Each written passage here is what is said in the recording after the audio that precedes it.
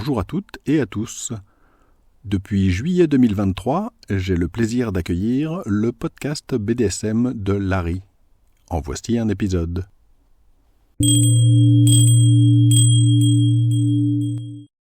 Bonjour et bienvenue sur le podcast BDSM de Larry. Je suis Larry, ceci est le 66e épisode. Cet épisode fait partie du thème Argent et BDSM. J'essaye d'y répondre à la question « Quand est-il préférable d'aller visiter un sex shop physique ?» Dans un contexte BDSM, bien entendu. Cet épisode est un petit épisode assez simple, sans prétention, mais j'ai pensé que cette question avait un certain intérêt, même si je l'ai déjà traité en fait dans des articles dont j'ai parlé tout à l'heure. Mais comme toujours, dans mes articles, je parle de beaucoup de sujets en même temps, et parfois c'est intéressant d'extraire certaines portions pour les mettre un petit peu en exergue, et j'ai pensé que cette question-là, elle était assez intéressante. Surtout pour les personnes qui débutent, je vais expliquer tout à l'heure pourquoi. Une dernière précision avant d'entrer dans le vif du sujet. Cet épisode vise avant tout des personnes qui ne connaissent pas trop les sex shops, voire pas du tout. Si vous connaissez déjà, comme pour un certain nombre d'autres épisodes de podcast d'ailleurs, ce que je vais dire va probablement rien vous apporter. Par contre, si vous connaissez pas trop, je pense que ce que je vais dire pourra vraiment vous être utile. Et j'en profite d'ailleurs pour donner un certain nombre de suggestions, d'astuces et de remarques que je pense intéressantes si vous connaissez pas ces sujets.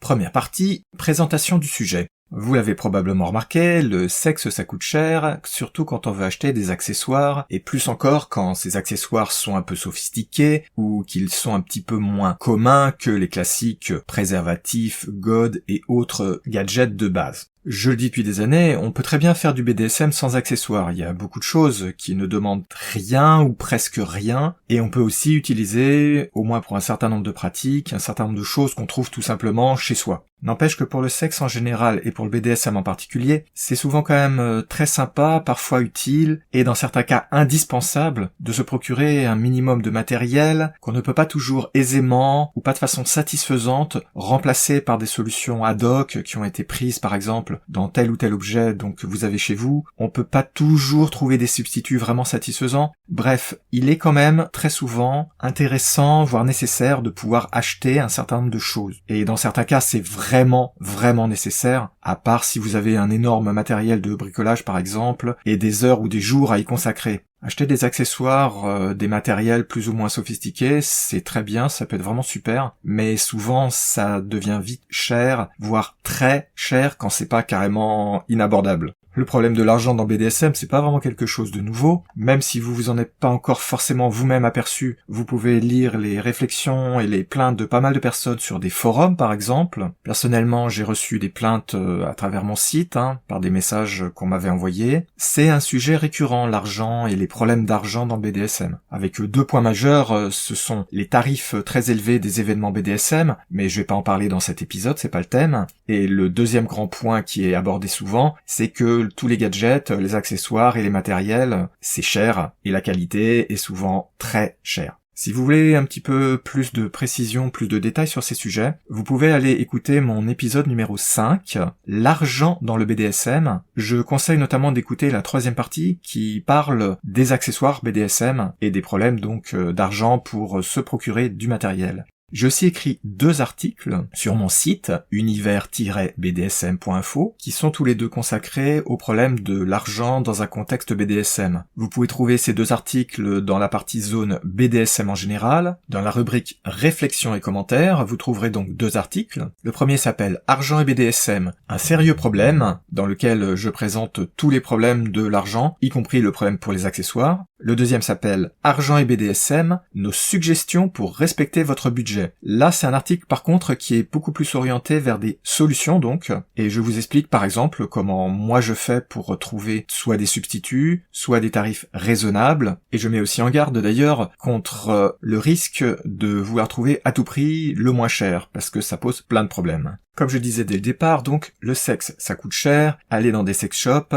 ça a de quoi faire pâlir votre portefeuille, voire le faire s'évanouir. Maintenant, de nos jours, en plus des sex shops physiques, les vraies boutiques qu'on peut aller visiter, il y a bien sûr Internet, le web, qui est omniprésent. qui a beaucoup d'avantages dont je vais parler tout à l'heure, et il y a notamment la tentation de les utiliser en exclusivité parce que, en général, on a l'idée que les prix y seront plus bas, ce qui n'est pas forcément si simple. Et du coup, ça pose la question, est-ce que, de nos jours, ça vaut encore la peine d'aller dans des sex shops physiques, d'aller visiter une vraie boutique ? Dans les parties suivantes, je vais donc essayer de vous présenter les points positifs et négatifs de chacune de ces solutions et vous expliquer pourquoi, selon moi, oui, ça vaut encore la peine de nos jours, mais évidemment, comme toujours, ça va dépendre d'un certain nombre de facteurs, ça va dépendre de votre contexte. Je vais parler de tout ça dans les parties qui suivent.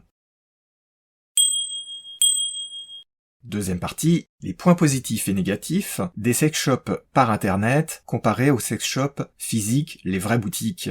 De nos jours, quand on parle de sex shop, la première chose qui vient quand même à l'esprit, c'est la boutique. C'est-à-dire, dans l'imaginaire de la personne moyenne, ça reste encore la boutique un petit peu tabou, où c'est un petit peu difficile d'aller, parce qu'on a un peu des hésitations, des peurs. On s'imagine un certain nombre de quartiers, genre les quartiers adultes, avec tout un tas d'imaginaires hérités du passé, que ce sont des endroits peut-être pas forcément bien famés, qu'il y a des gens bizarres, que les vendeurs, parce qu'on s'imagine ce sont des vendeurs, mais vous allez voir, je vais en parler tout de suite, il y a aussi des vendeuses, que les vendeurs sont des gens plus que bizarres, bref, que tout ça c'est plutôt glauque, et du coup il y a dans l'idée, héritée du passé, à tort, que tout ça c'est un peu, difficile d'aller vraiment physiquement visiter ce genre de choses, ce genre de boutique. Alors, de façon très brève, avant d'entrer dans les comparaisons positifs et négatifs, si vous aviez encore des idées comme ça, héritées du passé sur les sex shops, vous pouvez les balayer et les mettre à la poubelle, parce que croyez-moi, ça a bien changé. Les boutiques qui, quand moi j'étais jeune, je vous rappelle, je suis né en 1971, donc j'ai commencé à fréquenter les sex shops en 89-90, et à cette époque-là, c'était encore des boutiques très discrètes, il n'y avait pas de nom marqué dessus, sauf quand on allait voir dans les quartiers entre guillemets chauds, mais quand on allait visiter le sex shop un peu moyen au milieu d'une rue quelconque, il y avait rien d'indiqué, il y avait un gros rideau ou bien il y avait absolument rien dans la devanture. Bref, quand vous étiez devant la porte, vous aviez de quoi vous poser des vraies questions. Ça m'est même arrivé dans un cas de ne pas oser entrer parce que je m'étais dit c'est pas un sex shop, c'est pas une boutique, c'est une entrée d'immeuble. Et à ce jour, je sais toujours pas si c'était pas une entrée d'immeuble, mais franchement, on n'aurait pas cru que c'était une boutique. Pour les autres boutiques, j'ai pas eu de problème, mais pour celle-là, c'était vraiment très bizarre. Je pense qu'il y avait une erreur sur l'adresse dans la publicité. Mais même à l'époque, si je ne tiens pas compte du fait que les vitrines, quand on était comme ça dans des rues un peu anonymes, étaient totalement vides et que c'était un tout petit peu bizarre pour entrer, même à ces époques-là, franchement, ceux que j'ai pu visiter, c'était des trucs tout à fait raisonnables. Il y avait des gens dedans qui étaient parfaitement banals. Les clients et les clientes, pour l'anecdote, la première fois que je suis entré dans un sex shop, qui était donc vraiment une petite boutique, on voyait pas du tout que c'était un sex shop, etc. Ce n'est qu'une fois entré qu'on se rendait compte qu'il y avait quelque chose dedans. La première personne que j'ai vue, c'était une femme de la trentaine qui était en train de choisir un fouet dans un des étalages. Alors pour quelqu'un comme moi, qui à l'époque déjà était pas mal orienté BDSM, même si j'étais pas encore totalement à fond dedans comme maintenant, c'était assez marrant quand même. Mais plaisanterie à part, même à cette époque-là, c'était pas tellement glauque. On pouvait y aller sans vraiment avoir de problème, de doute. Le seul souci, c'était d'arriver à entrer en se disant est-ce que c'est vraiment là, est-ce que c'est vraiment ça la boutique? Parce que quand vous avez vraiment une porte absolument anonyme, ça fait, croyez-moi, très bizarre. Mais tout ça, ça a beaucoup changé. Si on fait un saut dans le temps assez important, donc, pour passer des années 90 aux années 2020 et dans notre cas 2024, tout a changé. Maintenant, vous avez carrément des noms d'enseignes, vous avez des chaînes de magasins carrément. Quand vous arrivez devant, vous voyez direct dans la devanture plein de choses qui montrent bien que c'est un sex shop, il y a absolument aucun doute. Et ce, même quand vous n'êtes pas dans un quartier un peu chaud entre guillemets. Quand on est à l'intérieur, c'est très clair, en général c'est bien éclairé, il y a des personnes qui s'en occupent, c'est pas du tout ce qu'on imaginait à l'époque et ce qu'on imagine encore à tort de nos jours, quelqu'un d'un peu glauque entre guillemets, et ce sont pas toujours des hommes d'un certain âge. Vous avez généralement plutôt des personnes assez jeunes et il y a beaucoup de femmes, et donc beaucoup de jeunes femmes. Quant à la clientèle, vous avez remarqué que j'ai pas dit les clients, il y a aussi de tout, et si vous allez dans un sex shop en journée notamment, plus encore probablement les week-ends, vous avez de fortes chances de croiser non pas les petits vieux pervers qu'on s'imaginait à l'époque, à tort bien sûr, même à l'époque c'était complètement absurde. Vous avez pas des gens qui ont des longs manteaux et qui se préparent à vous faire un petit coucou, regarde ce que j'ai sous le manteau. Non, tout ça c'est d'une autre époque, et de toute façon ça n'a jamais vraiment existé. De nos jours, vous arriverez aisément à voir des jeunes, des couples, des femmes seules, de tout, franchement de tout. Et en général, les vendeurs et vendeuses sont plutôt sympas. Bien sûr, ça dépend des gens, ça dépend des moments. Il y en a qui sont un peu moyens, mais ça, c'est comme partout. Ce que je voulais dire dans cette brève introduction, c'est que tous ces mythes sur les sex shops physiques, vous pouvez les oublier, franchement. J'en ai visité un bon nombre, même certains qui, de l'extérieur, étaient un peu glauques parce qu'on aurait juré qu'ils sortaient des années 50, mais même dans ceux-là, les gens étaient tout à fait corrects, voire très sympas et cordiaux. Mon expérience la plus bizarre, pour vous donner une anecdote tant qu'on y est, c'est quand j'étais allé en Angleterre, parce que je vais assez souvent à Londres, j'avais été visiter un certain nombre de sex shops, et un des sex shops que j'avais visité dans le quartier soi-disant chaud de Londres, c'est très surfait, la réputation est très surfaite. Il y en a un qui m'avait frappé quand même, c'est que c'était un sex shop qui était tout minus, tout petit, franchement. La boutique, je pense pas qu'elle devait faire 20 mètres carrés, mais ce qui était frappant, c'était que sur les 2 murs où il y avait vraiment des matériels, des accessoires, il y avait des petites étagères qui étaient peu remplies en fait. Au final, je pense pas exagérer en vous disant que j'ai chez moi plus de matériel qu'il y en avait dans ce sex shop là, du moins ce qui était sur les présentoirs. Et franchement, je pense pas exagérer. Mais le plus rigolo, et ça m'a marqué, ça m'a vraiment marqué, c'était la vendeuse. Alors c'était une femme d'un certain âge, elle devait avoir dépassé la cinquantaine, qui était là juste pour être là, parce que franchement elle s'occupait pas du tout du client, je crois même pas qu'elle m'ait dit bonjour, ou qu'elle ait plus que vaguement regardé dans ma direction, et tout ce dont elle s'occupait, c'était de ses bâtons d'encens, et ça puait l'encens, c'était presque impossible de respirer dans la boutique, c'était absolument horrible.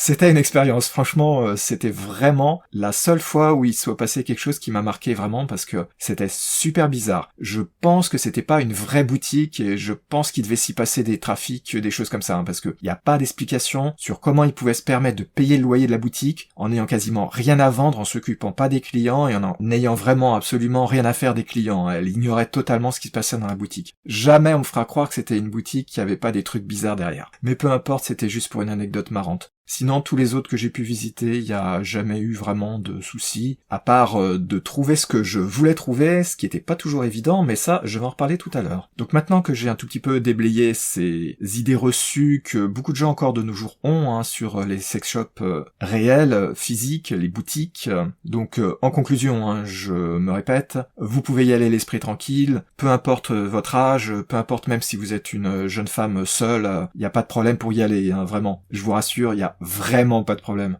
Toutes les idées reçues dessus ont des dizaines d'années de retard et ce sont déjà même pour l'époque des exagérations. Et donc, quand on parle de sex shop, ce qui vient à l'esprit en général, encore de nos jours, je pense, c'est quand même la boutique. Le sex shop physique, celui dans lequel on va avec un petit peu de crainte, donc, comme je viens d'expliquer. Mais bien sûr, de nos jours, vous le savez, avec Internet, le web plus précisément, il y a eu un développement absolument fou de la vente en ligne et les sex shops ne se sont pas fait attendre, loin de là, et on peut en trouver beaucoup. Maintenant, je voudrais brièvement vous présenter les avantages et inconvénients, en tout cas pour moi, dans ma perception, de chacune de ces 2 solutions. Je vais commencer par les sex shops physiques, les boutiques.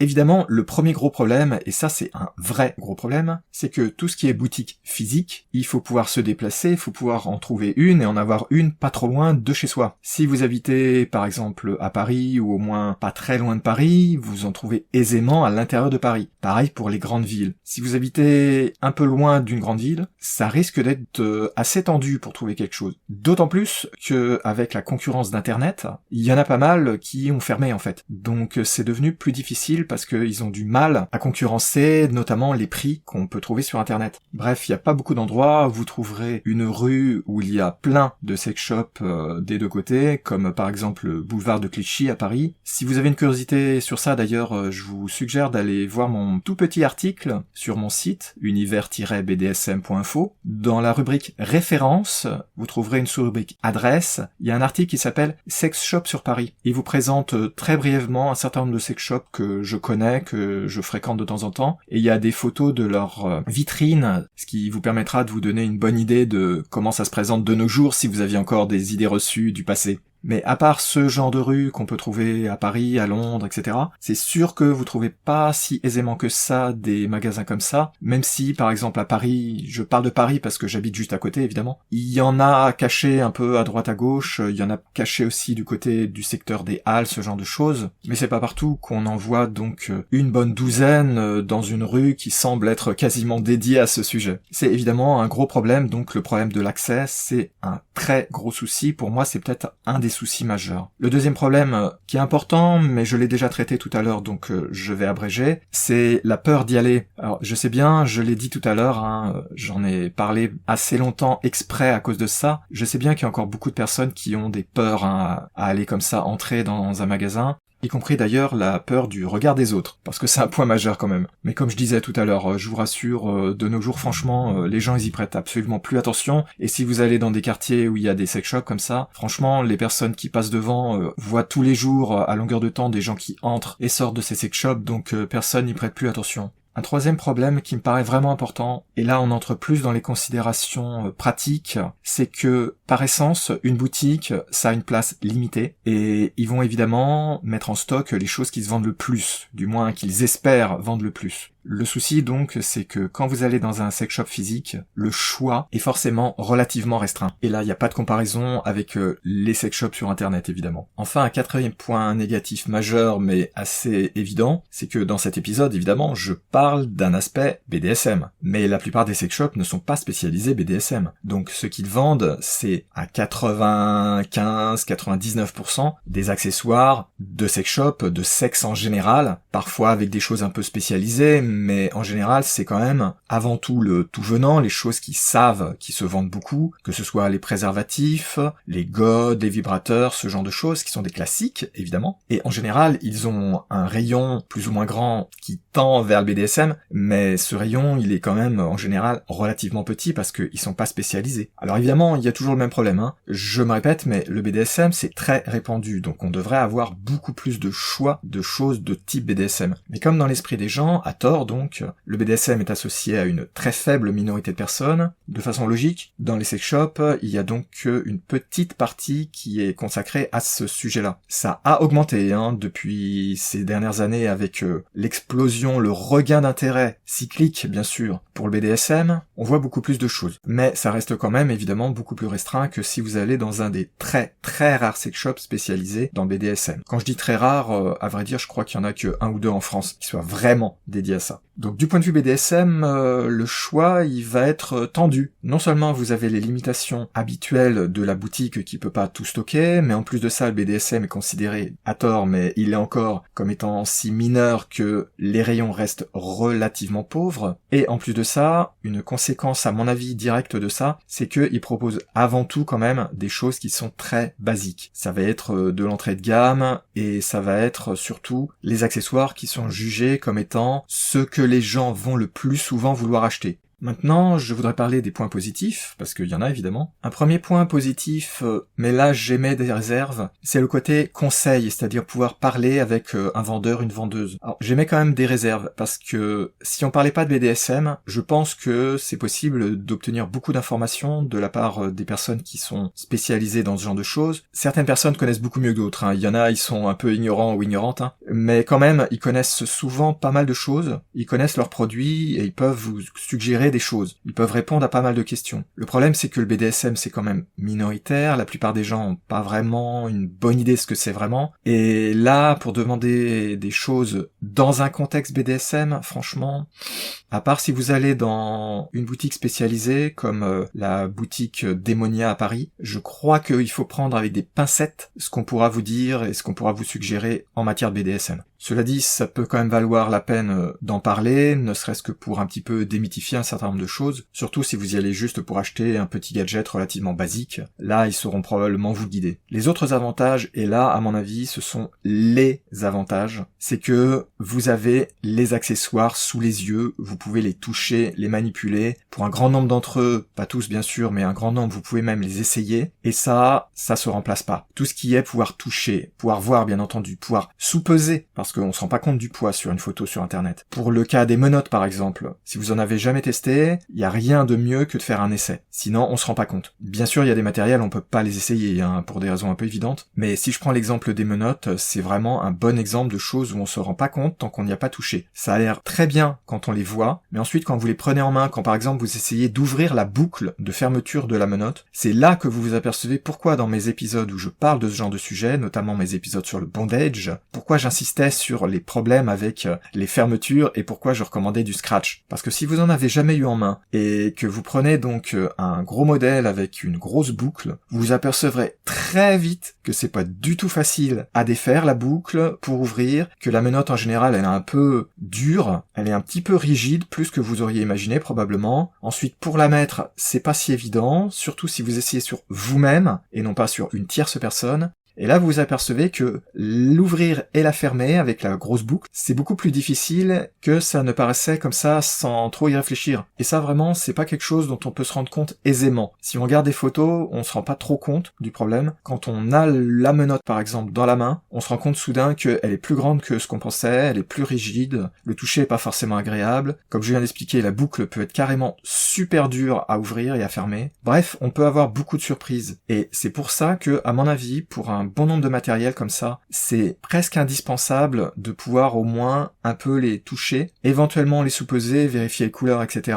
Et dans le meilleur des cas, quand c'est possible, les essayer. Ce qui sera le cas par exemple des menottes, des vêtements, ce genre de choses. Pareil, si vous regardez quelque chose du genre un fouet, une cravache, ce genre de choses, les avoir en main, ça change tout. Franchement, ça fait une grosse différence. Enfin, il y a une dernière chose, mais alors là, vous la verrez pas dans beaucoup de sex shops, mais j'en ai déjà vu même dans des sex shops non spécialisés dans le BDSM. Ce sont tous les matériels un petit peu gros, comme par exemple des cages, des balançoires de suspension. Alors ça, c'est pas vraiment du BDSM, mais c'est très utile pour faire du BDSM. Ce genre de choses, si on les a pas vues aussi, c'est vraiment difficile, très difficile de se rendre compte de la taille réelle que ça a, de la place que ça occupe, et de la difficulté à les planquer ou à les ranger, ce genre de problème. Étant donné que ce sont des matériels en général assez coûteux, voire très coûteux, il y a vraiment intérêt à s'être un petit peu rendu compte comme ça, parce que quand on regarde sur internet uniquement, on se rend pas trop compte de ces problèmes-là. Évidemment, tout ça, vous aurez probablement vu la conséquence, c'est que ça vous permet de juger un certain nombre de choses, et notamment de juger la qualité de l'objet. Parce que si vous voulez acheter quelque chose, par exemple une paire de menottes, mais que vous les avez pas eues en main, c'est vraiment difficile de juger comme ça, sans les avoir eues en main, de leur qualité. Il y a donc tout ce que j'ai dit tout à l'heure, est-ce qu'elles sont rigides, etc.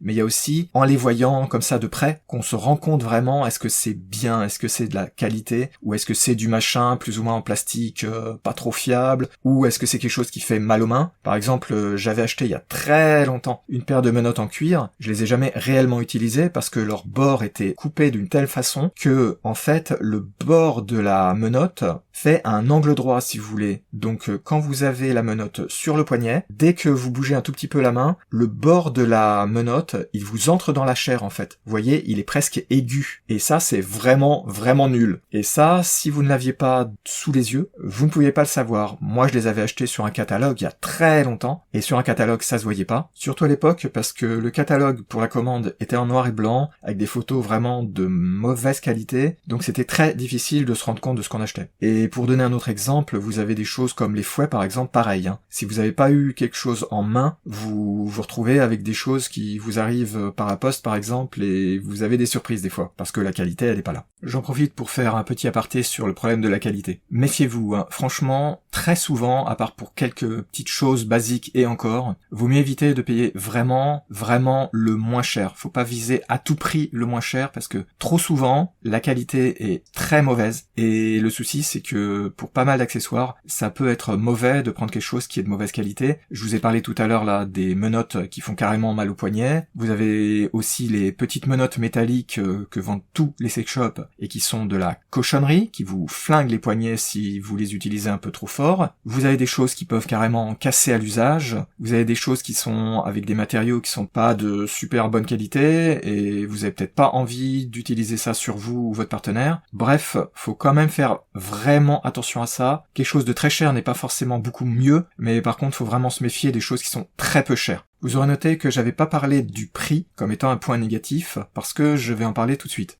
Maintenant, je voudrais vous présenter les points positifs et négatifs des sex shops sur Internet. Évidemment, le premier gros point positif évident, c'est que du moment que vous avez une connexion Internet, vous avez aucun mal à en trouver des sex shops sur Internet. Il y en a en pagaille. Vous n'avez pas non plus le problème pour vous déplacer, vous n'avez pas le problème d'éventuelles gênes à aller dans le magasin, il n'y a pas le souci de la peur du regard des autres, ce genre de choses. Évidemment, un des plus gros avantages des sex shops sur Internet, c'est leur choix. Ça varie selon les sex shops, il y en a qui sont beaucoup plus évolués que d'autres, il y en a qui proposent beaucoup plus de choses. Entre parenthèses, c'est pas parce qu'ils proposent un nombre colossal d'accessoires que c'est forcément mieux, parce que c'est mieux quand ils sélectionnent un tout petit peu, plutôt que faire comme certaines plateformes qui vous proposent des millions de choses, dont un bon nombre ce sont soit des duplications des uns des autres, soit beaucoup de choses de bas de gamme et de mauvaise qualité. Évidemment, qui dit choix BDSM, et c'est là que se situe une grande différence, parce que je l'ai dit tout à l'heure, dans un sex shop physique, une boutique, il y a quand même en général un rayon de taille assez réduite. Certains, maintenant avec le développement récent de l'intérêt renouvelé pour le BDSM, certains ont rajouté des parties entières, il y en a même un que je connais où il y a un étage entier qui est dédié au BDSM, mais tout ça, même dans les plus gros, ça se compare pas à ce qu'on trouve sur Internet, parce que là, ils ont pas de problème d'étagère, ils ont pas trop de soucis à ce niveau-là, donc ils peuvent se permettre de proposer beaucoup plus de choses. Surtout que souvent, ils ne les stockent pas dans leur propre magasin.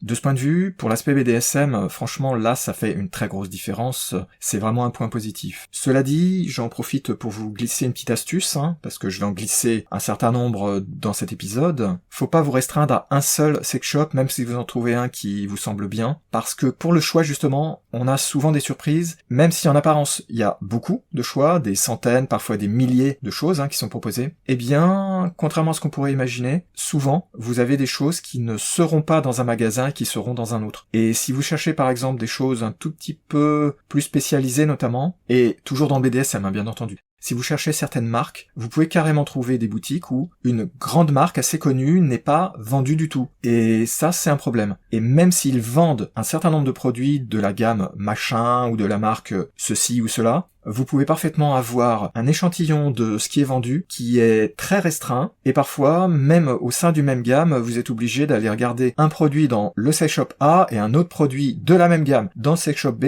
parce que pour des raisons assez bizarres, franchement, chacun d'entre eux ne présente qu'une partie de la gamme du fabricant qui vous intéresse. C'est particulièrement gênant pour un certain nombre de matériels, notamment les matériels de type électrostimulation ou e-steam, dont je parle assez souvent parce que c'est une de mes pratiques préférées, et en explorant et en cherchant différents modèles, je me suis vraiment aperçu que c'était difficile de trouver ce qu'on veut. Et en plus après, si vous cherchez des choses un tout petit peu plus spécialisées, le Esteem c'est un bon exemple, très vite vous apercevez que, eh bien, en fait, ils vendent que quelques marques très connues et ça s'arrête très vite. Donc pour des choses un tout petit peu spécialisées, et un tout petit peu, je parle pas de choses super rares, ça devient vite une chasse à la boutique qui le vend. Et malheureusement, souvent, les fabricants, ils ont pas vraiment une boutique où elle est un peu inaccessible, elle est par exemple que américaine, ou bien que ceci, cela. C'est quand même plus pratique de passer par un sex shop, c'est ça que je veux dire. Mais très vite, je me suis retrouvé comme ça à avoir des difficultés en fait. Cela dit, pour un grand nombre de matériel, c'est pas un problème trop majeur. On se débrouille en fouillant un petit peu.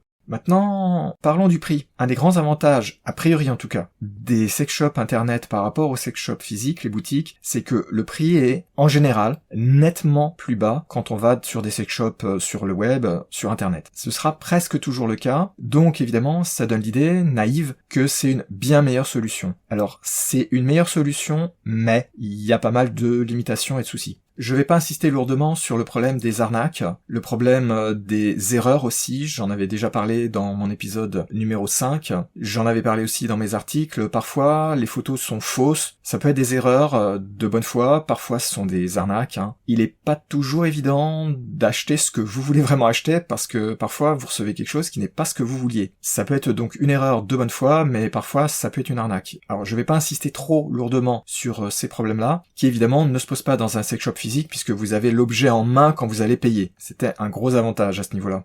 Un autre problème, c'est que pour beaucoup de choses, il faut vraiment être sûr de soi. C'est-à-dire, si vous connaissez pas encore vraiment les produits, les accessoires, par exemple les boîtiers e-steam dont je viens de parler, acheter comme ça sur internet, sans s'y connaître, ça peut être carrément risqué, parce que, à part si vraiment vous arrivez à vous renseigner, ce qui est pas toujours évident, vous allez risquer d'avoir une surprise, parce que vous savez pas quel est exactement le poids, la taille, la puissance de l'objet, vous pouvez pas vérifier sur la boîte par exemple ce qui est marqué derrière, donc il y a quand même un côté un petit peu aléatoire, qui est assez désagréable, mais qui est forcément, c'est bien connu, c'est une des limites de l'achat sur Internet. Quand on achète des vêtements, c'est le cas le plus flagrant, c'est que on peut pas savoir exactement quelle est la taille pour l'ajustement à la ceinture par exemple, mais aussi pour la longueur. Pour les accessoires BDSM, c'est exactement le même problème bien entendu. Donc on peut économiser, mais parfois on peut avoir une déception qui fait que l'économie finalement, elle va être très relative, voire une perte sèche dans le pire cas. En résumé, il faut faire attention à ce qu'on fait et se renseigner autant que c'est possible. Le souci étant que c'est pas toujours aisé de se renseigner, et même en se renseignant, c'est pas toujours évident de comprendre ce que vend vraiment le magasin. Et là, je vais vous parler d'un autre problème que probablement vous connaissez pas encore, à moins d'avoir déjà fait des achats dans des sex shops, sur internet bien sûr. C'est que pour beaucoup d'objets, malheureusement, il n'y a pas vraiment de gamme ou de fabricant qui soit clairement indiqué. Alors pour un certain nombre d'accessoires de sex shop, d'accessoires sexuels, notamment un certain nombre de gadgets du type vibrateur, ce genre de choses, surtout ceux qui sont un peu coûteux, il y a des marques qui sont en général connues, qui ont des gammes, etc. Et ça joue beaucoup pour le côté marketing, etc. Vous avez des pubs sur internet un peu partout, même pour ces marques. Du moins des pubs dans les endroits où il y a des références à des sujets adultes. J'en ai vu passer un certain nombre de fois, et c'est vrai que là, quand vous avez la marque machin, que vous savez que c'est une bonne marque, c'est vraiment bien parce que là, si vous allez sur un sex shop, vous n'avez pas besoin de vous embêter, vous connaissez la marque, vous savez quel est le modèle que vous voulez, donc vous pouvez acheter assez aisément. Le souci, c'est que ça, c'est dans les meilleurs cas. Il y a beaucoup, mais alors beaucoup de choses, et surtout de l'entrée de gamme, où il n'y a pas vraiment un nom de marque, ou alors c'est quelque chose d'un peu générique. Et du coup, ça rend beaucoup plus difficile cet aspect, pourtant très intéressant, de connaître une marque et un modèle. Si je reprends les estimes dont je parlais donc tout à l'heure, vous avez un certain nombre de fabricants, vous avez un certain nombre de gammes et de modèles par fabricant, et donc en général, vous pouvez retrouver ce que vous cherchez, en faisant attention, parce que des fois il y a donc, comme je l'avais indiqué, des erreurs, vous pouvez acheter le modèle A en croyant acheter le modèle B, ce genre de problème. Mais si vous prenez par exemple des menottes, la plupart du temps, vous aurez pas vraiment une marque. Peut-être que vous aurez quelque chose de générique, peut-être que vous aurez même comme pseudo-marque le nom du sex shop, mais là ça va être plutôt une marque blanche, donc vous savez pas qui est vraiment derrière. Si vous regardez une cravache, vous avez à peu près zéro chance qu'on vous dise d'où ça vient. Si vous regardez des pinces japonaises par exemple, pour les tétons, vous avez quasiment aucune chance de trouver le fabricant, etc. Si je prends l'exemple des pinces japonaises, c'est un bon exemple. À une époque, j'en achetais dans une boutique à Paris, et malheureusement, ils ont arrêté de les vendre parce que le producteur, en fait, le fabricant, il n'en vendait plus. J'ai fouillé un peu partout pour trouver des substituts du même type, mais faits par d'autres sociétés, par d'autres fabricants, et jusqu'à présent, j'ai pas réussi à trouver un équivalent. Les autres modèles que j'ai trouvés, alors que si on s'y connaît pas, à l'œil, ça a l'air identique, les autres modèles, ils sont pas aussi bien. Le métal est trop léger, il est pas assez costaud, les pinces de ce fabricant-là était particulièrement bonne. Maintenant, j'ai aucune idée de qui c'était ce fabricant parce que c'était vendu dans des petits sachets noirs comme ça, il y avait pas de marque, il y avait même pas d'étui, rien. Et pour les accessoires BDSM, la plupart du temps, ça va être ça. Même pour des choses un peu chères, vous pouvez avoir ce problème, vous pouvez acheter un matériel sans vraiment pouvoir avoir le nom du fabricant, ou si vous avez le nom du fabricant, c'est quelque chose de totalement obscur et vous trouverez jamais une boutique sur internet de ce fabricant parce qu'ils vendent que à des sex shops, donc ils ont pas de contact direct avec les clients. Et ça, c'est assez ennuyeux en fait. En résumé, vous vous en doutez probablement maintenant, ce que je veux dire c'est que faut faire vraiment attention quand vous achetez des choses un petit peu chères et que vous n'êtes pas déjà sûr de ce que vous voulez. Si vous avez le nom de la marque et le nom du matériel, ça va. Si vous savez déjà exactement que tel produit, vous avez soit eu des amis qui vous l'ont recommandé, soit vous avez vu dans des forums, dans des articles, quelque part, peut-être même que vous avez essayé lors d'une soirée. Si là, vous avez le nom du modèle, ça va. Mais si vous y allez un petit peu comme ça, en tâtonnant, faut vraiment se méfier. Si vous voulez acheter quelque chose d'un tout petit peu cher, vous risquez vraiment de pas avoir ce que vous croyez acheter au final. Quand ça vous arrive dans les mains, vous dites « Ah, oh, c'est pas terrible !» Et ça, malheureusement, bon, ça arrive à tout le monde. Ça m'est arrivé, je l'avais expliqué tout à l'heure. Quand j'avais fait cet achat il y a très longtemps d'un certain nombre de choses, il y avait plusieurs choses que j'avais achetées qui étaient d'une qualité médiocre, dirais-je, pour ne pas dire plus. Maintenant, ça, c'était il y a plus de 25 ans. Alors, il y avait peut-être des excuses à l'époque, mais de nos jours, on a des bonnes photos, etc. Ça aide, mais il faut quand même vraiment garder une certaine prudence. Et si vous connaissez pas déjà un petit peu, je veux pas dire forcément que vous deviez connaître exactement le produit que vous voulez acheter, mais au moins connaître par exemple pour les menottes. Si vous en avez jamais porté, jamais essayé, jamais eu en main, si vous achetez direct un modèle un peu cher, il y a une assez forte chance que ce soit pas ce que vous attendiez. Donc tant qu'on s'y connaît pas au moins dans le domaine des accessoires qu'on veut acheter, par exemple les menottes, les fouets, les pinces japonaises dont je viens de parler, faut quand même garder une certaine prudence. Il y a un risque d'avoir une petite déception et parfois une grosse déception. Donc l'argument du prix est un vrai argument, mais il est pas totalement magique. Je voulais insister sur ça pour bien dire c'est pas le seul facteur à prendre en compte. Faut vraiment faire attention parce que acheter quelque chose de moins cher mais qu'au final on n'utilise pas, c'est une grosse perte. C'est sur ça que je voulais vraiment insister. Et vraiment, je me répète, je l'avais dit tout à l'heure, surtout si vous achetez sur Internet, aussi si vous allez dans des boutiques, mais c'est encore plus critique sur Internet, faites jouer la concurrence et allez regarder différentes boutiques. Prenez le temps de vous renseigner, de voir même pour des matériels qui semblent identiques ou qui sont identiques si vous avez un numéro précis, par exemple pour les boîtiers Steam dont je parlais tout à l'heure, si vous savez exactement que vous voudriez acheter celui-là, tel modèle, utilisez tous ces sites qui sont faciles d'accès pour comparer les prix, pour comparer aussi éventuellement le service qui va avec, par exemple s'ils font des livraisons en relais colis, parce que tous ne le font pas. Vous avez aussi le problème des moyens de paiement, parfois on a des surprises, il y en a, ils acceptent pas grand-chose. En résumé, prenez un petit peu de temps, si vous connaissez pas, prenez vraiment du temps, et notez bien les meilleures boutiques que vous trouvez pour pouvoir y revenir ensuite. Parce qu'il y a rien de plus frustrant que d'avoir trouvé tel accessoire et de s'être dit, ce sera peut-être bien de l'acheter un jour, et 6 mois plus tard vous vous dites, ah bah maintenant que je connais un petit peu mieux, je voudrais bien acheter le matériel en question, et vous vous rappelez plus sur lequel des nombreux sex shops que vous avez visités, vous l'aviez trouvé, et alors là, c'est très énervant. Je voudrais soulever un dernier point sur la comparaison entre les sex shops physiques et les sex shops sur Internet. On vient de voir donc que l'un des facteurs c'est le prix, mais évidemment l'avantage d'acheter en boutique c'est que quand vous êtes passé à la caisse, vous savez ce que vous avez acheté, vous n'avez pas ce petit risque de la surprise au moment où arrive la commande que vous avez faite par Internet. Mais un point intéressant que je viens d'évoquer tout à l'heure pour les sex shops sur Internet, c'est qu'il faut pas hésiter aussi à comparer entre les sex shops physiques que vous auriez pu visiter et les sex shops sur Internet. Parce que parfois on a des surprises, on peut s'apercevoir pour un certain nombre de choses que finalement c'est pas tellement plus cher en réel dans une vraie boutique. Et du coup, dans certains cas, ça peut être plus simple d'acheter carrément dans la boutique. Ça simplifie les choses. Mais sinon, ce que je recommande vraiment, c'est de vous renseigner au moins sur les sex shops sur Internet avant d'aller dans un sex shop physique. La raison, c'est que ça vous permettra d'avoir en tête les prix typiques pour tel et tel accessoire. Je vais vous prendre un exemple. Je reviens toujours à mes boîtiers eSteam, l'électrostimulation. J'avais déjà raconté dans des articles et dans mon épisode numéro 5,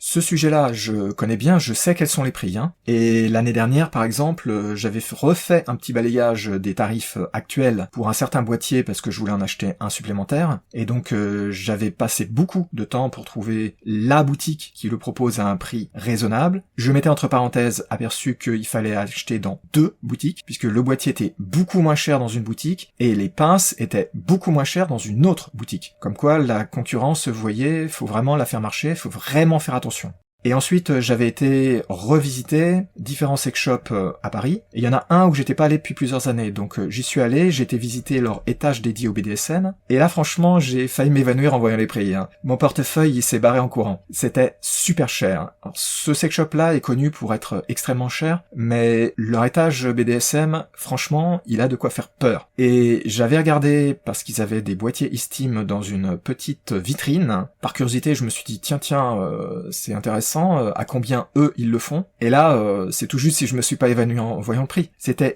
2,5 fois le prix que je venais de trouver sur Internet. Vous imaginez? C'est fou quoi. C'était à la limite de l'arnaque. Et c'était exactement la même chose, je précise pour être bien clair. Là ce sont des choses que je connais vraiment parfaitement, donc au premier coup d'œil je reconnais le modèle. Ça fait plus de 20 ans que je m'en sers, donc le modèle je sais exactement ce que c'est. Quand j'ai vu le prix, j'ai cru que c'était une plaisanterie. J'ai revérifié, non c'était bien ça. Et il y avait d'autres boîtiers plus sophistiqués, j'ose même pas vous dire quelles étaient les gammes de prix. Là, c'est des centaines d'euros, on dépassait les 400 €, enfin, c'était n'importe quoi, franchement. Et vous voyez, si vous aviez été, par exemple, tenté d'acheter un boîtier eSteam sans avoir jamais fait de recherche, vous êtes renseigné sur les prix en général, ou au moins les intervalles de prix les plus fréquents, dans le cas du boîtier dont je suis en train de parler, ça va de, grosso modo, 100 € à 180 €, c'est les prix habituels. Si vous savez pas à l'avance à quelle gamme de prix vous allez être confronté, c'est difficile de distinguer quand c'est une bonne affaire, quand c'est le prix normal, et quand c'est à la limite de la folie furieuse, comme là c'était le cas. Du coup, même si vous préférez aller dans un sex shop physique pour acheter ceci ou cela, c'est quand même bien avant d'avoir fait un petit balayage pour se dire « Ah d'accord, tel matériel, même des choses du genre les vibrateurs, tel matériel c'est plutôt dans les 40-50 ou plutôt dans les 60-70, ce genre de choses. » Franchement, ça évite de se faire un peu avoir dans le sex shop parce que tel matériel peut être très cher alors que d'autres ne le sont pas.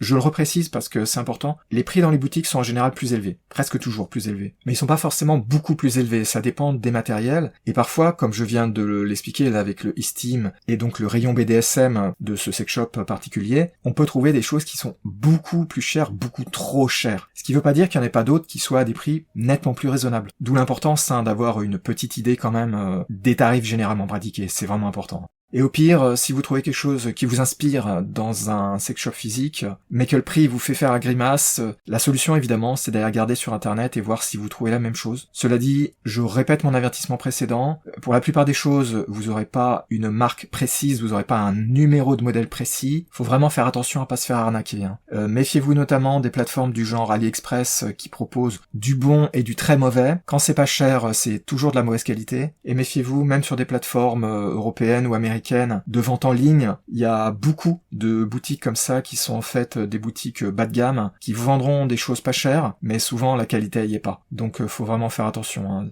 Si vous cherchez quelque chose de simple, même comme un plug anal en métal, les prix, ça va de 1€, surtout n'achetez jamais un truc comme ça à 1€, ça va être de la cochonnerie, jusqu'à des dizaines d'euros, ça peut dépasser allègrement les 100€. Ça dépend des modèles, des fabricants, etc. C'est pas évident de savoir lesquels prendre, et par exemple, vous pouvez avoir des surprises avec des modèles qui, au bout de quelques utilisations déjà, commencent par exemple à rouiller ou des choses comme ça, vous imaginez ? Bref, faut faire attention. Vous vous en doutiez probablement déjà, mais je préfère le repréciser, bien mettre les points sur les i. Le monde du sexe, c'est vraiment un des milieux, un des domaines où il y a le plus d'arnaques, d'autant plus que les gens sont un peu embarrassés ensuite d'aller se plaindre. Donc, faut vraiment garder une certaine prudence et une prudence certaine. Troisième partie, dans quel cas est-il justifié d'aller visiter un sex shop physique, une vraie boutique ? Vous aurez probablement remarqué que j'ai déjà pour une partie répondu à cette question dans les parties précédentes, mais je vais maintenant faire un résumé de la situation telle que je l'aperçois. À mon avis, pour les personnes qui débutent le BDSM, qui connaissent pas vraiment, ou pas du tout, qui veulent se lancer par exemple, je pense que c'est dans une certaine mesure justifié pour les raisons que j'ai présentées tout à l'heure, c'est-à-dire se confronter à des choses qu'on connaît pas encore. Parce que, je l'ai dit, regarder sur internet c'est très bien, c'est super, c'est très utile, et faut pas négliger cet aspect des choses, cet angle d'attaque quand on connaît pas. Ça permet de voir ce qui existe, ça permet de voir les types de prix, ça permet aussi de donner éventuellement des idées, parce qu'il y a des choses auxquelles on pense pas quand on débute, c'est normal. Déjà quand on débute pas, ça peut donner des idées d'aller voir des sex shops, alors quand on se lance, c'est encore plus intéressant. Mais vraiment, si on connaît pas du tout quelque chose, c'est mieux d'y être confronté physiquement. Je vais reprendre l'exemple des vêtements, pour quelque chose d'assez classique et pas relié au BDSM. Si vous avez jamais acheté par exemple de vêtements en cuir ou en vinyle, même hors d'un contexte BDSM, franchement c'est plutôt risqué de vouloir acheter directement sur internet. Vous avez une forte chance de devoir renvoyer par exemple le pantalon, la veste, ce genre de choses, parce que ça correspond pas exactement à ce que vous pensiez. Évidemment par contre, si vous avez depuis longtemps acheté tout un tas de vêtements en cuir, en vinyle ou autre, que vous savez à quoi vous attendre, quels seront les touchés, quelles sont les choses auxquelles faut faire attention, comme par exemple, il y a certains vêtements, faut se méfier parce qu'il y a une tendance à avoir des tailles qui sont beaucoup plus petites que pour d'autres. Ça dépend aussi des marques, ce genre de problème. Si vous connaissez rien à tout ça, vous allez vers une déception presque à coup sûr. Du coup, c'est intéressant d'aller à un minimum faire connaissance avec l'objet lui-même, le tenir en main, le toucher, l'essayer éventuellement, pour les vêtements en tout cas, ce genre de problème. C'est pour ça qu'à mon avis, vraiment, quand on veut se lancer, c'est très utile, j'irais même jusqu'à dire c'est très important, de se renseigner d'abord, ok, c'est ce que j'ai dit tout à l'heure, de regarder sur internet, mais ensuite de faire la démarche d'aller, quand c'est possible évidemment, dans un vrai sex shop pour pouvoir un peu toucher tout ça de près. Pour moi, vraiment, ça permet d'avoir cette première approche, ce premier toucher, entre guillemets, cette première expérience physique de la chose qui minimise, à mon avis, assez fortement le risque ensuite d'avoir trop de déception. Commander par internet, il y a toujours un risque de déception, même pour quelqu'un qui connaît très bien, à part si vous commandez un objet hyper précis, comme j'avais dit tout à l'heure, dont vous avez la référence exacte. À part ces cas-là, le risque d'avoir une déception et de devoir renvoyer existe pour tout le monde, bien sûr, mais franchement, c'est beaucoup plus important quand on connaît pas. C'est pour ça que pour moi, vraiment, c'est très sympa et très utile de se rendre dans une boutique, au moins une ou plusieurs fois si on peut, à condition bien sûr de pouvoir y accéder, ce qui est un gros problème. Mais si vous en avez l'opportunité, franchement, je le recommande. Vous avez a priori pas grand chose à y perdre, hein, un petit peu de temps, mais comparé au souci de peut-être ne pas avoir acheté la bonne chose, de faire des retours, etc., je pense que ça vaut largement le minuscule investissement de temps et d'efforts pour y aller éventuellement. Et franchement, si vous habitez à un endroit qui est pas trop loin de sex shop, par exemple à Paris, enfin dans des grandes villes, typiquement, franchement, ça vaut pas la peine de se poser de questions, faut y aller au moins une fois. Le mieux étant, évidemment, mais alors ça c'est difficile, de trouver un sex shop ou des sex shops qui ait un rayon BDSM un peu important. Malheureusement, c'est pas très fréquent, hein. Sur Paris, j'en connais 3. Il y a la boutique Démonia qui est spécialisée, il y a un sex shop parmi les sex shops dont j'ai parlé tout à l'heure, Boulevard Clichy, qui a un étage complet dédié au BDSM. Et puis j'ai trouvé aussi dans d'autres sex shops, dans d'autres quartiers de Paris, où il y avait aussi une petite pièce dédiée au BDSM en sous-sol dans le cas auquel je pense. Il y en a probablement d'autres parce qu'évidemment je les ai pas tous visités, hein. Mais c'est quand même mieux si vous pouvez comme ça trouver quelque chose qui a une surface dédiée un petit peu importante. Cela dit, dans tous, il y aura un minimum de choses orientées BDSM. Le souci étant, je l'avais évoqué tout à l'heure, que la plupart du temps quand même vous trouverez des choses très basiques, le tout venant entre guillemets, mais même ça c'est déjà bien, ça permet déjà de faire un premier pas, hein. Il n'y a pas besoin non plus d'acheter des choses extrêmement chères, extrêmement sophistiquées, etc. En tout cas pas pour les premiers essais, où le mieux c'est quand même d'acheter quelque chose de pas trop cher, histoire de faire un premier essai, voir si ça vous plaît, et ensuite seulement d'aller éventuellement acheter quelque chose d'un tout petit peu plus coûteux. Pas forcément très coûteux, hein, mais un tout petit peu mieux. Un exemple très simple, ça pourrait être par exemple un accessoire quelconque pour les fessées, du genre paddle, ce genre de choses. C'est pas la peine d'investir dans quelque chose de super coûteux dès le départ si vous savez pas déjà que ça va vous plaire ou plaire à votre partenaire. Franchement, donc pour moi ça vaut vraiment la peine, et je pense que c'est vraiment utile et que vous le regretterez pas. Donc je vous encourage vraiment à essayer ça, éventuellement d'ailleurs avec votre partenaire si vous avez quelqu'un en ce moment. Je viens de parler du cas donc des personnes qui débutent, qui connaissent pas, ce qui est normal, et je voudrais maintenant parler d'un deuxième cas, c'est le cas où vous faites déjà au moins un peu de BDSM, mais vous connaissez pas forcément un produit ou une gamme d'accessoires. C'est normal, hein, personne ne connaît tout. Par exemple, moi je connais un certain nombre d'accessoires, il y a des gammes d'accessoires que je connais bien, mais il y en a plein que je connais pas, parce que je m'en suis jamais servi, que j'ai jamais eu l'occasion ou l'intérêt pour ce genre de choses, et donc, même il y a pas si longtemps, j'ai découvert telle ou telle chose, hein, et quand on découvre de nouveaux types d'accessoires, de nouvelles pratique, il faut évidemment se renseigner aussi, hein. C'est comme si on était débutant. Le seul avantage, c'est qu'au moins on a une vision globale. Dans mon cas, par exemple, j'ai une vision assez globale de ce que j'aime, donc je peux faire des comparaisons. Si par exemple je veux acheter un gadget que j'ai jamais acheté avant, mais qui a quand même des points en commun avec des gadgets que j'utilise habituellement, prenons un paddle, imaginons que je n'aurais jamais acheté une cravache, ce qui n'est pas le cas, mais imaginons que maintenant je me dis je veux en acheter une, et que j'ai pas du tout de connaissances sur qu'est-ce qui est intéressant,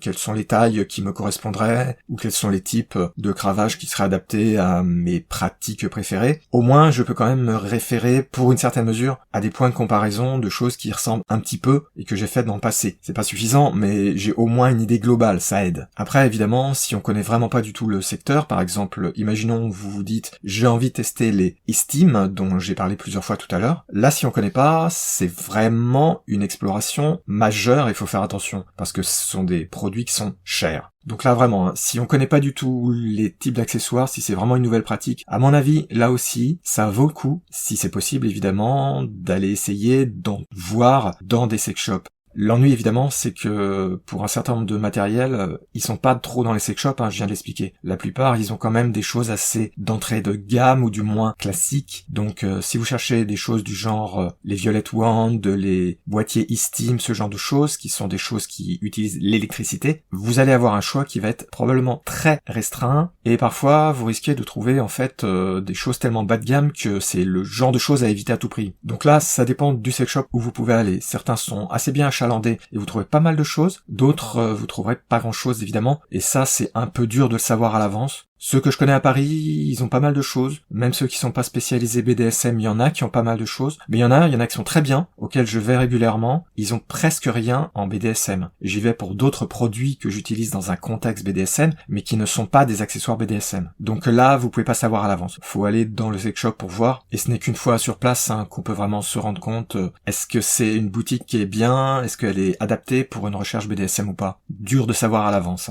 J'en profite pour vous donner une petite astuce. Ne négligez pas les éventuels sex shops gays, c'est-à-dire orientés, qui font leur pub en disant c'est un sex shop gay, parce que vous pouvez y trouver aussi pas mal de choses orientées BDSM. J'avais acheté un certain nombre de choses dans un sex shop qui malheureusement depuis a fermé, qui était situé à Paris, et ils avaient un certain nombre d'équipements de type Esteem par exemple, ils avaient des fuck machines, ils avaient pas mal de choses en fait, dont des choses orientées BDSM. Faut pas négliger cette piste si par hasard vous en avez un dans le coin, mais sinon de façon générale, la seule solution, c'est d'aller pour voir comment ça se passe dans le magasin.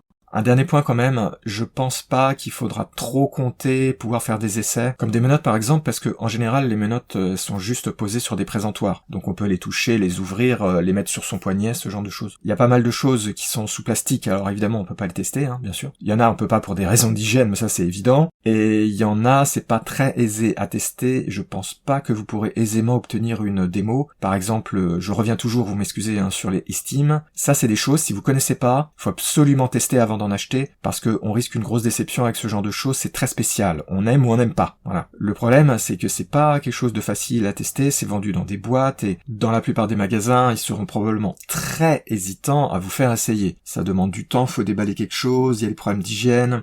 C'est pas totalement impossible avec certains gadgets, et ça dépend des vendeurs et des vendeuses qui sont présents, mais franchement, faut pas trop y croire. Demandez éventuellement, faut pas hésiter à demander, mais je pense qu'il y a pas trop de chances que ce soit possible, malheureusement.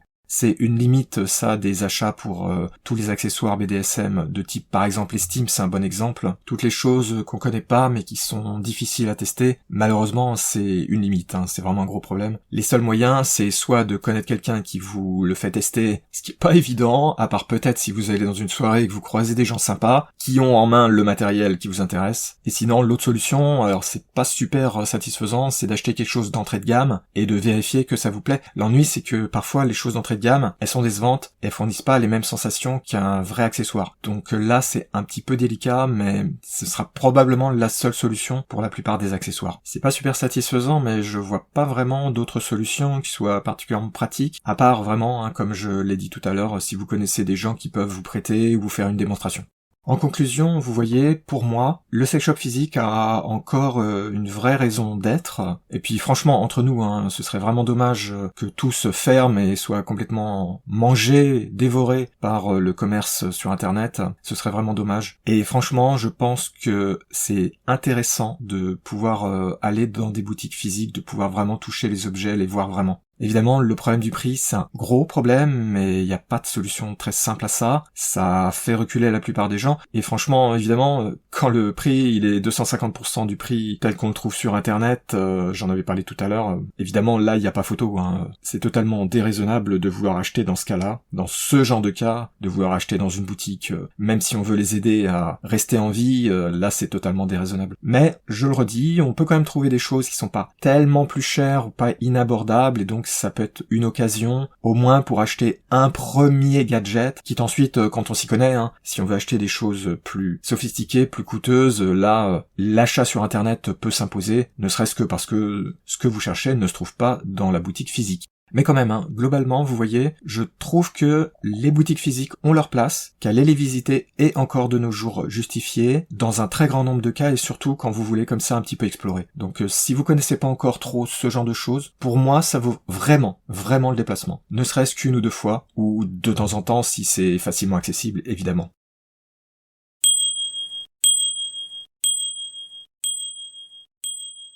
Si vous ne connaissiez pas du tout les sex shops et notamment les sex shops physiques, les vraies boutiques, j'espère que mon petit exposé vous aura au moins donné une certaine curiosité, que ça vous incitera peut-être à tenter au moins une fois une visite pour voir de quoi il retourne. De façon générale, évidemment, si vous avez jamais vraiment utilisé des sex shops sur Internet, là, il n'y a pas d'hésitation à avoir. Allez regarder, franchement, ça coûte rien et ça peut être très intéressant, ça peut vous donner des idées par exemple.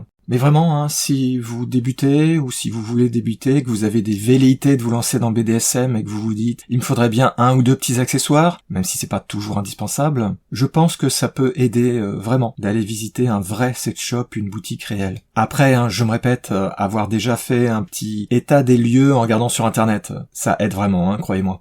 Malheureusement, les sex shops physiques, il y en a quand même pas tant que ça, mais ça existe encore, il y en a encore beaucoup. Donc si vraiment vous avez l'opportunité d'aller en voir un, à mon avis, ça vaut vraiment la peine. Dans un contexte BDSM notamment, mais aussi dans un contexte non BDSM, pourquoi pas, autant faire d'une pierre deux coups si vous n'avez jamais été visiter ce genre de choses. Franchement, ça vaut la peine, à mon avis. Maintenant, c'est à vous de voir en fonction de votre situation, de votre contexte et de vos intérêts, mais personnellement, je trouve que ça vaut vraiment la peine. Si vous y allez, bonne visite et n'oubliez pas de bien noter ce que vous remarquerez dans le rayon ou les rayons orientés BDSM et n'oubliez pas quand même d'aller aussi regarder les autres rayons, il y a des choses intéressantes qu'on peut utiliser dans le BDSM même si elles ne sont pas en elles-mêmes des accessoires BDSM, des choses dédiées au BDSM.